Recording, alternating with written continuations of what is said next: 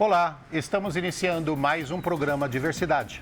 Esse programa também tem entre suas diversas missões a de chamar a atenção para a necessidade de promover adaptações no ambiente urbano, promover e alimentar discussões sérias sobre a importância da diversidade humana, ajudar a criar entidades que tenham por finalidade a reabilitação de pessoas e, sobremaneira, exaltar o trabalho de pessoas, grupos ou associações já existentes que promovam um trabalho bom.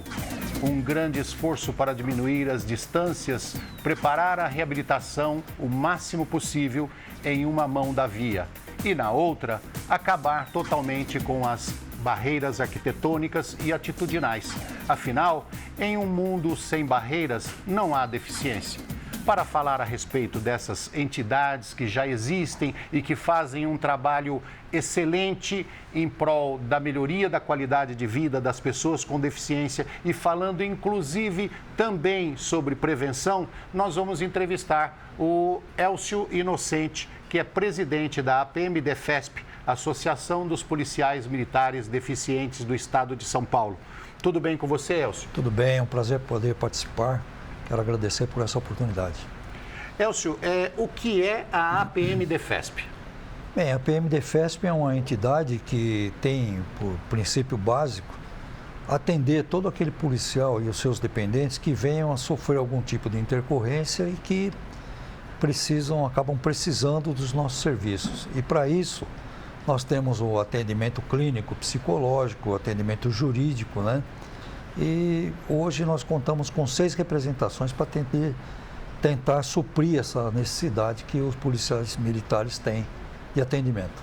A APM-Defesp nasceu de uma carência no trabalho da Polícia Militar? Ela veio para auxiliar? Ela veio suprir uma falha? Como foi que aconteceu o nascimento da APM-Defesp? Então, a APM-Defesp, ela nasceu através do sargento Jefferson e o tenente Pinati, ambos baleados, né, trabalhando. Eles estavam internados no mesmo quarto do Hospital da Polícia Militar e, em conversa, eles entenderam que seria muito importante reunir esses policiais que se encontravam feridos e sem nenhuma possibilidade de reabilitação e de informação.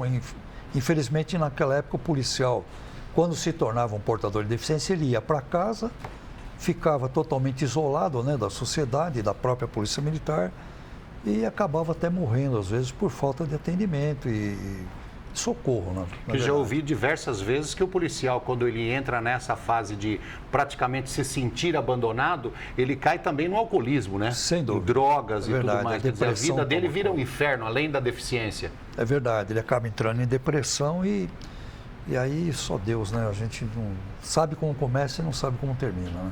Quantos anos faz que a APM-Defesp existe?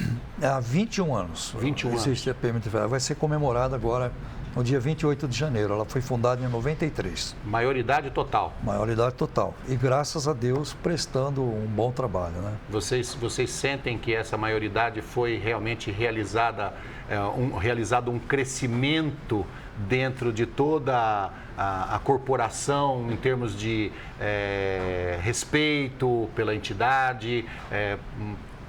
O pessoal admira o trabalho de vocês? Tem resultados práticos em cima de tudo isso? Não tenha dúvida. Existe sim, porque eu mesmo fui vítima de uma situação como essa, porque eu fui baleado em 79. E naquela época eu fui para casa, eu entrei garoto na PM com 19 anos. E com 10 anos de serviço fui baleado, me tornei um deficiente e acabei ficando totalmente alheio a todo tipo de socorro, de ajuda, que naquela época seriam fundamentais para que eu pudesse me reabilitar e retomar a vida, né, para conduzir a minha família, né. Então, esse trabalho hoje, com esse trabalho que nós fazemos, evita todo esse tipo de situação. O policial se sente amparado e, embora com a limitação, ele vê que há possibilidade de continuar a vida com dignidade. Elcio, nós vamos continuar falando sobre a APM-Defesp, mas eu queria fazer uma observação. Nós estávamos conversando agora há pouco a respeito do tempo em que você estava de polícia militar quando aconteceu o seu problema, que você sofreu um tiro, não é isso? Foram 3 tiros. 3 tiros. E um alojou na coluna. Então, você estava dizendo para mim que uma boa parte dos policiais militares que se acidentam, que sofrem ferimentos a bala ou mesmo de carro, ou qualquer outro tipo de acidente, ocorre nessa faixa de tempo de serviço, por volta dos 10 anos. É verdade. E aí a gente estava discutindo com relação ao relaxamento no trabalho pela autoconfiança. Você acredita que seja isso?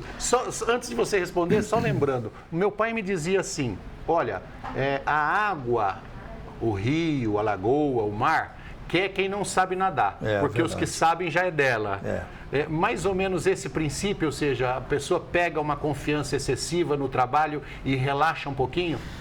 Talvez esse seja um dos elementos que fazem parte desse conjunto de fatores. Mas eu atribuo isso mais à fatalidade, porque quando o policial chega num local de ocorrência, na verdade, o que acaba acidentando o policial é o fator surpresa. Porque cada ocorrência ela tem uma característica diferente, ele encontra o local diferente, nunca é a mesma coisa. Então, ou tem um marginal na retaguarda, enfim, uma bala perdida, sempre tem alguma situação que acaba... Não dá para ter um manualzinho corretinho com ponto e vírgula. Não existe um padrão.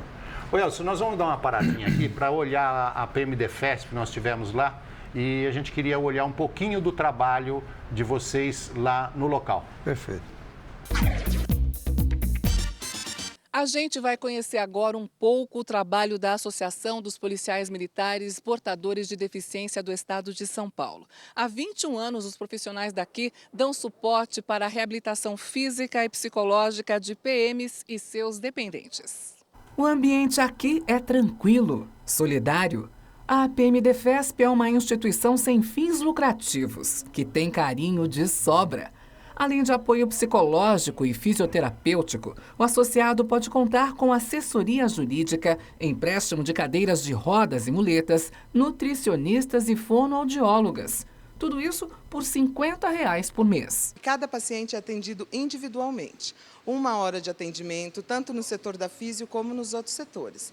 E dentro do setor da físio, a gente avalia se ele necessita ser atendido em outro setor, a gente encaminha para o setor para ver se ele vai ser enquadrado também. Os que não têm uma boa estrutura psicológica, que acabam não tendo um acompanhamento psicológico, eles estão mais suscetíveis a terem crises de ansiedade, a terem estresse, mas os pacientes que eu atendo e que as outras psicólogas aqui da associação atendem, eles acabam tendo um bom suporte e conseguem lidar melhor com esses conflitos. Quando eles ficam com problemas na linguagem oral, a gente faz um trabalho no sentido deles voltarem a se comunicar verbalmente.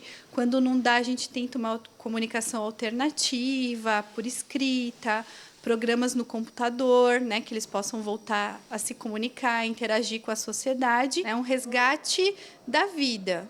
Foi exatamente isso que Jair sentiu quando procurou a associação, que a vida dele tinha sido resgatada. Ele foi baleado durante um assalto em 2003. O projétil ainda está alojado na nuca.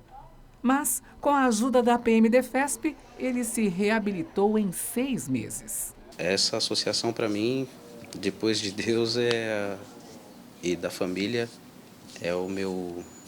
Como que eu vou te dizer? Não tem nem explicação.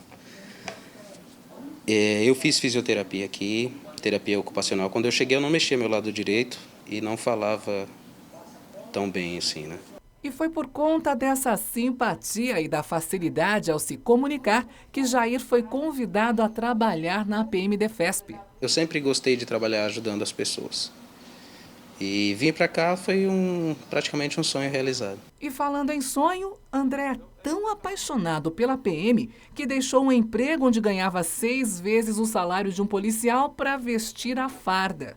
Durante um curso de especialização em forças táticas, também em 2003, ele sofreu um grave acidente e rompeu as articulações das pernas. E como Jair, precocemente, foi obrigado a se reformar, que é o termo que se usa quando um policial se aposenta. Eu, quando cheguei aqui, cheguei quebrado mesmo, psicologicamente falando, emocionalmente, fisicamente, monetariamente. Eu cheguei aqui quebrado praticamente na totalidade, né? Aqui a associação me acolheu e eu fui adotado aqui na PMDFESP. Comecei aqui jogando tênis de mesa e aí do 3 de mesa eu vim trabalhar. Com a PMDFESP foi onde me resgataram, né, do fundo do poço. Né? Hoje, tanto o André quanto o Jair ajudam a PMDFESP a recuperar a autoestima de policiais que, durante o exercício da profissão, se acidentaram como eles e foram obrigados a se reformar. Quando o PM e seus familiares procuram a associação, são os dois os primeiros a estender a mão. Nós podemos fazer melhor cada dia que passa. É só você ter um pouquinho de boa vontade. E é nessa boa vontade que nós conseguimos inúmeros tratamentos para inúmeros policiais aqui que nos procuraram. Depois de ver o trabalho da PMDFESP, nós retornamos com o Elcio Inocente, que é presidente da PMDFESP, Associação dos Policiais Militares Deficientes do Estado de São Paulo. Ô Elcio, 21 anos atrás, quando foi fundada a PMDFESP, você acha que os policiais se sentiam desamparados na questão pós-trauma? Totalmente. Totalmente, porque os recursos eram menores, na verdade, né? E ele encerrava o ciclo, o vínculo dele com a Polícia Militar. Então ele ia para casa e a família, obviamente, não sabia como lidar com isso, porque a mudança é radical, né? Uma mudança radical de vida. E isso acaba trazendo assim, uma série de problemas que acabava levando o policial à morte. Mas o que acontecia? A Polícia Militar, quando o soldado sofre um acidente, ele é recolhido a um hospital, ele recebe todo o tratamento, ele é adequado, acredito eu. Sim. A família é amparada com salário, com aposentadoria, no caso de morte ou invalidez, ou seja, os trâmites legais. Mas o processo de reabilitação, uma entidade que fizesse a reabilitação dele no caso de deficiência, que não existia? Não existia. Não existia recurso nenhum e o salário acabava ficando...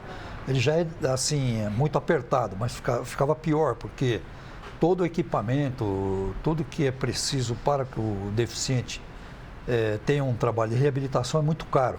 E isso acabava dificultando mais ainda a vida do policial. Naquela época e hoje, só a PMDFESP que faz a reabilitação dos policiais que se tornam deficientes ou a polícia já está um pouco mais preparada nesse sentido? Não, na verdade, hoje, depois que a PMDFESP deu início a esse trabalho, o governo do estado implantou na Polícia Militar, no nosso Hospital da Polícia Militar, um centro de reabilitação. É um centro muito bom, muito bem preparado, só que tem um detalhe, o atendimento é só para o policial militar e não fornece também equipamentos, cadeira de rodas, órtese, prótese, não fornece. Então é só reabilitação pura e simples. E a PMDFESP já dá um atendimento mais amplo, porque além da reabilitação, nós damos um amparo jurídico, porque normalmente, quando o policial tem um problema como esse, tem situações que ele vai precisar do jurídico para poder resgatar direitos que ele tem e se não for o atendimento jurídico que está intervindo, ele vai acabar perdendo esses direitos. Porque convenhamos, o policial militar, ele não é sozinho, ele tem família. E pelo número de pessoas com deficiência que a gente vê pelo censo de 2010, mais ou menos, a gente entende que a cada 4, 5 famílias no Brasil tem alguém com deficiência ali. Então, o policial deve ter filhos com deficiência, muitos policiais têm filhos com deficiência, filhos que, inclusive, que ficaram deficientes por um acidente qualquer, tem parentes, e a Polícia Militar não dá esse socorro. No caso, teria que ser a PMDFESP. A PMDFESP, exatamente. Então, ela ampara os filhos, parentes do policial militar, parentes e filhos que têm algum tipo de deficiência. Sem dúvida. E é um atendimento clínico completo, porque nós temos hidroterapia, temos a ecoterapia, né? O atendimento psicológico, psicopedagogia, a médica fisiatra. Então, é um atendimento completo. É isso. Essa era a pergunta que eu ia fazer para você. Quer dizer, a pessoa entra na PMDFESP, ela recebe todos os tipos de tratamentos necessários à sua reabilitação e recolocação na sociedade. Exatamente. E esse é importante, fazer com que a pessoa volte para a sociedade e bem, né? Bem de cabeça. Exatamente. Ele vai resgatar a dignidade de chefe de família, né?